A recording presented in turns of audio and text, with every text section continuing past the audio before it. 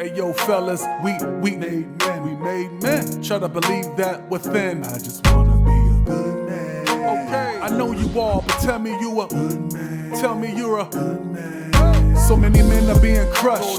Societal demands to be tough. Yes, you are enough. Okay. I just wanna be a good man. I can't relate to you, brother, cause you're a good man. Yes, you are a good man. Listen, I'm right beside you, I'm right behind you. I know that life could be hard. That right? You're not a coward, you got the power for talking about your scars. No, you're not soft. Let me inspire you, empower you, because society may wanna see you fall. You got another brother to call. So many men are being crushed. Societal demands to be tough. Yes, you are enough. Don't bluff. Okay.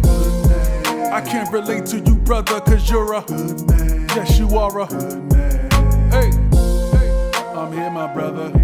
You know I love you. Yes, you are enough. I just wanna be a good man. I can't relate to you, brother, cause you're a good man. Yes, you are a good man. All right. You're rocking out with your emotional responsive coach, DB Empowers, and this is the M.A.D.E podcast. We are motivated, accessible, disciplined, and expressive men. And I have a special guest with me here today to dismantle society's false sense of masculinity to change the male narrative. My guest today is Eric Williams, husband, father, founder of E-Will Coach to Success. He is a life coach. He is a speaker. He is my brother from another mother. He's an overall good dude, and he's getting people to get to that next level thinking. My man, Coach E-Will. How you doing, brother? Hey, what's up, bro? I'm doing good, man. Blessed, man. Blessed. That's good, man. Tell the people a little bit about you, brother. Well, again, like you said, my name is Eric Williams. I'm a coach, man. I'm a life coach, certified life coach. To be exact, a certified transformational life coach. I also coach basketball. You know, you got to give back to the community. So I coach basketball, Colorado Little Kings. I'm an assistant coach with that, you know, and with my man Perone. And, you know, I work in a juvenile facility still and looking to venture to other things in the criminal justice field because I have a master's degree in criminal justice. I also have certifications in leadership. You know, I pour into myself. I invest into myself because I'm a strong believer in building my worth and building my value despite, you know, my issues, my trauma, my circumstances. You know, I'm a firm believer that I'm my past doesn't dictate my future. I do. Absolutely, man. That's great to hear, man. That's great to hear. So jumping right into it, man. As a boy, who and what was your example of a man? It would have to be my father. You know, at the time, it would be my father. I learned a lot from him. He was a Mm-hmm. perfectionist. You know, he was what you would call a workaholic, though. You Yeah, know, he worked a lot, man. He worked a lot, and he was very tough on us education wise. And but you know, never seen my dad drunk. You know what I'm saying? Nothing crazy like that. He played in the blues band. You know, so there'd be times he'd be out late. You know how that scene is. You know, they'd be out 2, 3, 4 in the morning. You know, because that's when they played their gigs. But yeah, came home every night. You know, was he the person to be like, you know, I love you all the time, and you know, all that? No, not necessarily. You know that, but I can't say he was there. You know, came home every night or whatever, and made sure that we was good, man. You know, make sure that we was good. So, and then growing up, once I became an adult, you know, man, God just started putting people in my life like Randy and Judy Martin. You know, they're a family. Corey Martin is actually their son. Met him on the basketball court. They invited me into their home, invited me to live with them, you know, because of the situations and positions that I was in, you know, and honestly, that's the what really started transforming my life, you know, and that was when I was dang near 30, you know what I'm got saying? So, you, got you. So as a boy, what did being a man mean to you? I mean, at the time, I really didn't know, I guess, you know, but what I thought being a man was being tough, of course. You know, you gotta be macho. You can't be no punk. You know, you gotta you never let nobody see you cry. You know, you you know, you gotta you can't let nobody, you got to be able to make your own decisions. You got to be able to, you got to be able to take care of those around you. You got to be able to sacrifice for those around you. So I feel like I feel like as young men we learn positive things, but we also learn a lot of negative. With trying to be a man, because we get these concepts of what being a man is supposed to be. And it's always this machismo, tough, thick skin type personality or character. So that's important, and that's why we're doing this show, because there's so many, stigmas on manhood and what is supposed to be a man, and it's incorrect, man. It's different shapes, different styles, different types of men. I don't think you can just capture it in just one word, one phrase. So that's why it's important to dismantle this false sense of masculinity. These societal demands to be tough, to be, not express your emotions, not to be vulnerable, not to show any internal hurt or pain. It's important to get past that stigma, to get past that concept. So what made you the man you are today? Like, what made you, what got you from where you were to where you are now? What are those things that shaped you into who you are? Like, share your story. Man, well, back in 2001, I ended up moving to Pennsylvania by myself. I moved to Pennsylvania, and I literally was by myself. So, and it was a blessing. Now that I look back at it, I was given a job offer, to work at a sales company. No college degree, no nothing. It just wasn't heard of. You know what I mean? Offered like $40,000 a year, benefits, blah blah blah. As a young man, like that was unheard of for a man from where we from, and with no degree or anything like that. So I jumped on it, and at the time I didn't realize it was God, looking out for a brother, And then during that time, I used to hoop. You know what I mean? You used to go to the park, hoop, whatever. I met this young man named Corey Martin, white guy. Corey Martin, young man, nice at basketball, gifted, God-fearing man. And they used to have Bible studies at one of the parks I used to play at. And I used to cuss like a sailor, bro, like make up cuss words. You know what I'm saying? Right. Always fighting out there.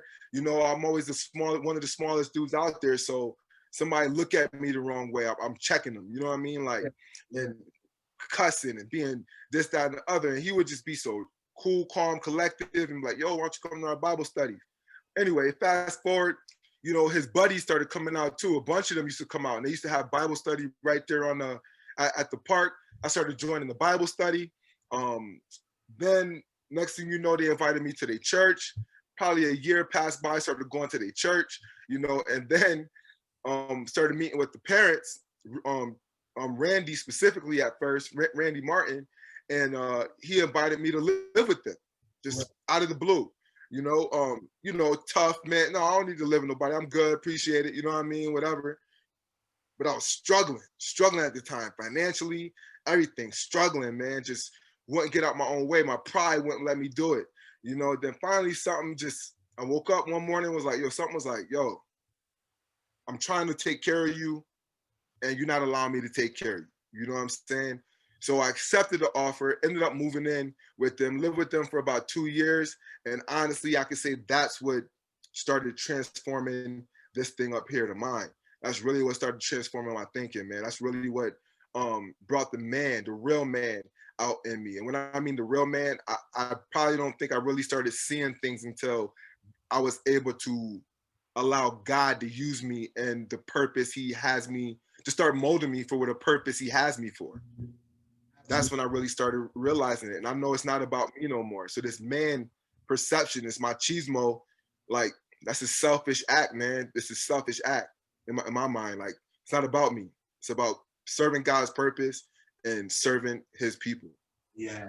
So, and that's great. I'm glad you had that mindset shift. You spoke earlier about going through some tough things, having some tough times. Like, how did those unfortunate circumstances impact you in your life? I know you said you was aggressive, you was ready to scrap. How did that impact other areas of your life? Oh man, like it made the crowd that I hung around the same way, because nobody else wanted to chill with me. You know what I mean? Like, and again, you don't realize it at the time, but when you start looking at your circle, when you start changing your thinking, if you truly changing your thinking, your next level type thinking, you're looking at everything around you, everything around you. You're looking at everything that impacts your lives in the way you do. So that's an amazing question, because it's so impactful when you ask that question. Like, I started realizing the people I was hanging around was toxic.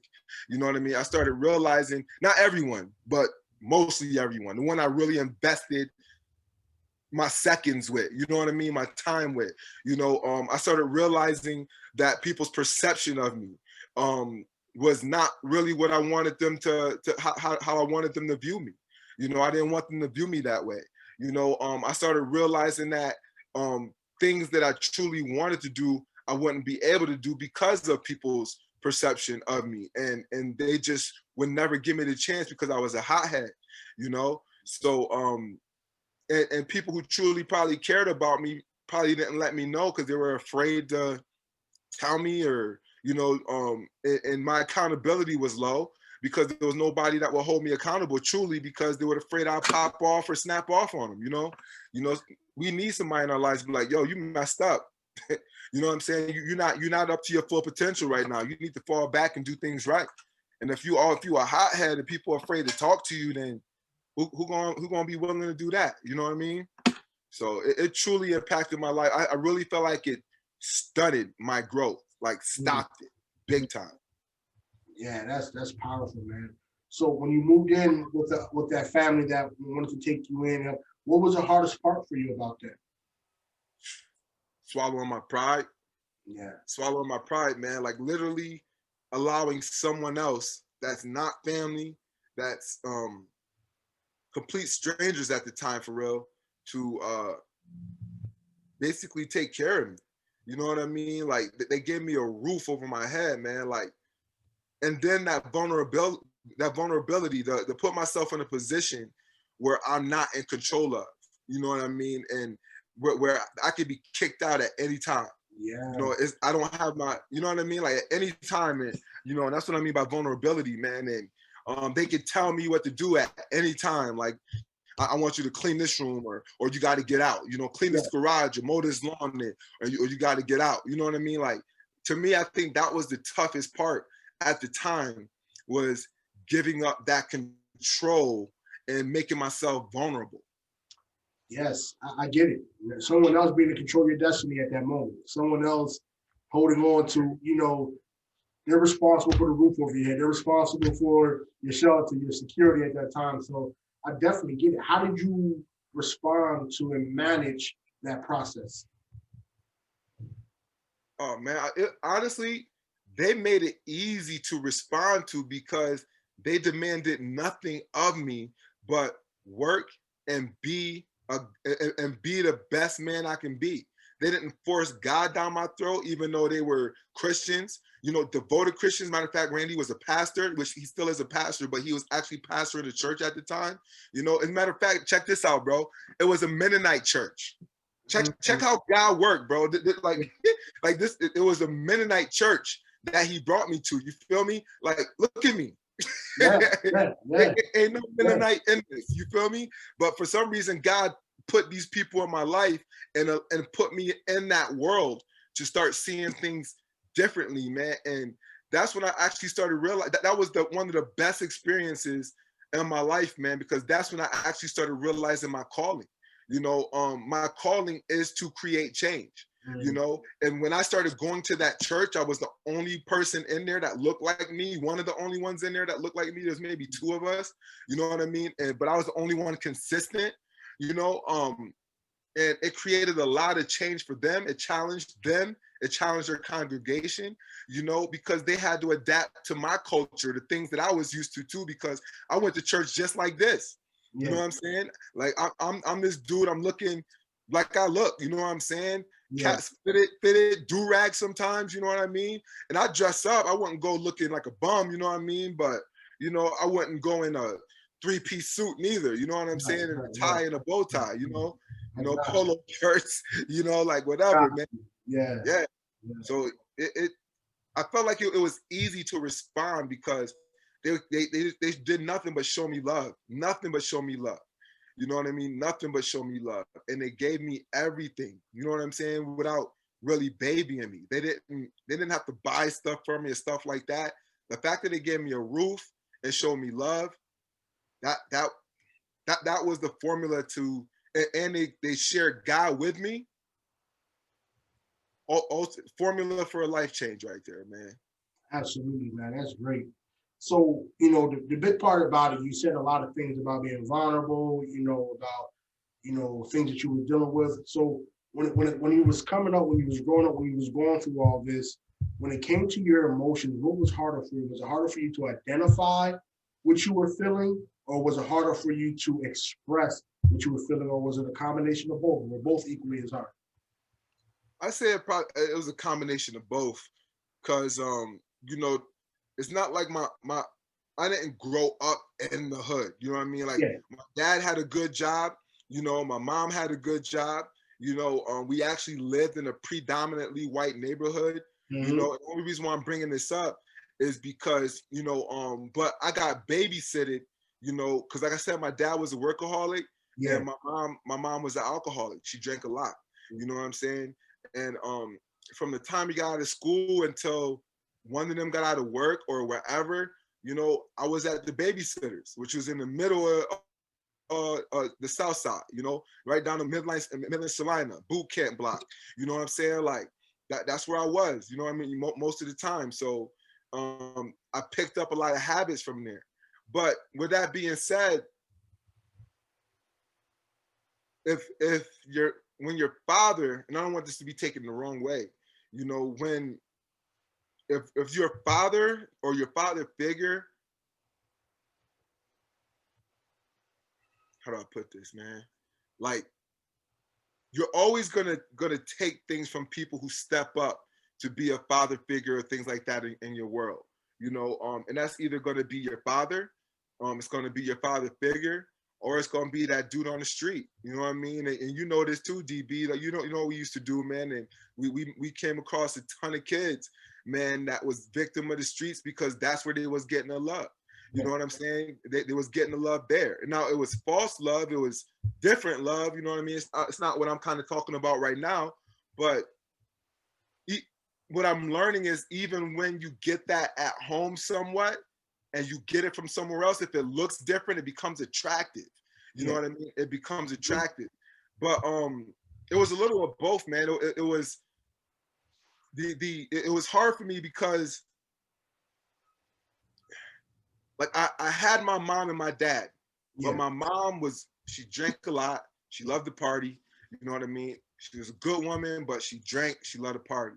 My dad was a workaholic, and then he played in bands. You know what I mean? He had his own blues band. You Yeah. know, so a lot of the times, you know, I'm at home with just me and my sister or whatever. You know, but I'm trying to learn these things from different areas and different people, you know, that I was around, you know, and it was kind of hard, man. And I guess you don't really realize it until you're challenged with it, if that makes sense. You know, I feel like I didn't answer your question, but I feel like I did at the same time. I don't know. I'm with you, brother. I'm with you. I'm with you. So now that you're older, like how has your definition of a man changed? Now that I'm older, I feel like experience is the best teacher. I feel like experience changed my definition of a man. And how it's changed is I feel like some of it's the same, but I added things onto it. You know, so now I do feel like a man needs to be a man. Like I still have this my chismo thing, I guess, you know, because it's just ingrained in me, Yeah. you know, but um it's okay for a man to be vulnerable. You know what I mean? Like there's songs that just make me cry. You know Yeah. what I mean? Yeah. And I'm okay with that. You know what I mean? And I'm okay with that. You know, there's situations that just make me sad and you know weep for people. You know, in a way, man. I see things and it bothers me, and to me that's a good thing, man. Because before I'm like, oh, that whatever. You know what I mean? And just keep it pushing. But Right. I feel like now that I'm older, you know, a lot of my perspective of being a man has changed. Like I got a wife and kids. I got to take care of my family. I'm the man of the house. You know what I mean? I got to provide. Now, where my perception has changed is that doesn't mean I have to be the breadwinner. I am, you know what I'm saying right now, but if I were to lose my job and my wife made more money than me, I'd be okay with that. Right. Right. You know what I'm saying? I'd be okay with that, because now my perception of a man isn't just like I'm the head of the house and I need to do all these things. Now it's a team. We need to do these things. You know what I mean? That's part of me being the man. It's us now. It's not just about me. I may be the head of the house, even biblically, I'm the head of the house, but I feel like a lot of people get that screwed up too. That don't mean I tell my wife what it is and she better follow or she better submit and bow down to it. No, I communicate with my wife. We make decisions together. You know what I mean? Now, at the end of the day, yeah, I may be the one to make that final decision. And then the Bible even talks about nagging. You know what I mean? But I need to hear my wife out. And if she feels strongly about something, I may have to swallow my pride and be like, okay, babe, we'll try it that way. You know, and then if it don't work, then we'll try it my way. So, I mean, I could go on and on about how my mind changes a man from all different levels and perspectives, man. But now I feel a lot more at peace in here about my decisions and my decision making.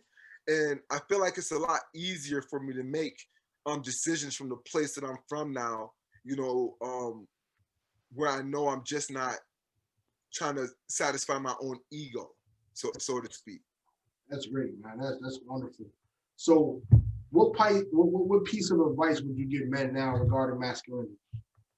Man, listen, you gotta be able to express your emotions. You know what I mean? You can't hold that in, because if you hold it in, you become a ticking time bomb. You know what I mean? A ticking time bomb. And we hear stories all the time about road rage and all because somebody got cut off and they out there shooting people, killing people, man. Like that stuff is real. And it's not always road rage. It could be domestic violence. You know, with the work I've been doing, I've been involved in a lot of domestic violence cases where, you know, a lot of it start off at when you actually communicate and start coaching these people in these situations, you learn this is something that's been building up. You know what I mean? And they had no outlet. You know what I mean? It's been building up for a while and then boom, it just blows up. You know what I mean? And you talk, you know, I counsel and coach a lot of females that are victim of domestic violence. And they tell you learn that, and this is all research too, man. Like you learn that they become a victim of their own circumstance. They finally get away from that one, you know, abusive husband, and the next dude is abusive too. So it's almost like they attract it.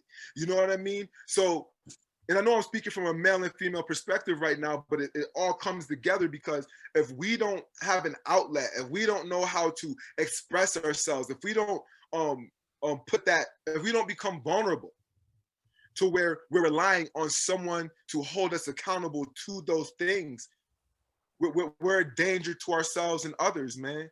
We're no good. We're no good on this. We're a danger at that time. Absolutely, absolutely. So, last question, Will. What type of legacy are you leaving in this world, brother? Legacy? Yeah. What type of legacy are you leaving? Man, the legacy that I want to leave is like one of my hashtags I leave is next level thinking, man. I'm trying to get everybody on next level type thinking. That's my goal, man. I feel like people need to continuously build their worth, continuously build their value, you know, and get rid of anything that is disrupting them from building their worth and their value. You know, I feel like the mind, it starts all with the mind. The mind is so powerful, it's so strong. And my legacy, I want to be left as a man that challenged people's thinking. I want to be, I want my legacy to be a person that challenged people thinking that, but also guided to solution, to be solution focused, not just focusing on problems and woe is me. Like, we don't got time for the pity party. That's not going to change nothing. All right, we got to get straight direct to the issue with the root, which is usually some form of trauma, as you know what I mean? And we got to dig into it. We got to dig into it. And my legacy, I want to be left for my kids, man. I want my kids to be left something so they don't have to work as hard as me. You know what I mean? Growing up. So my legacy is kind of 2-3-fold. You know, personal legacy, I want to be looked at as a man that always challenge people to get to that next level type thinking. Mm-hmm. You know, but I also want to leave something behind for my family. You know, I want to have a legacy for my family that they can basically survive off, you know, and build from on top of that as well.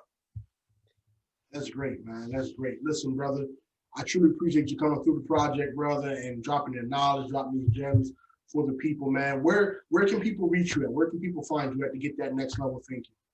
Well, I do. I'm on Instagram and Facebook. You can find me at Coach_EWILL, the number 1.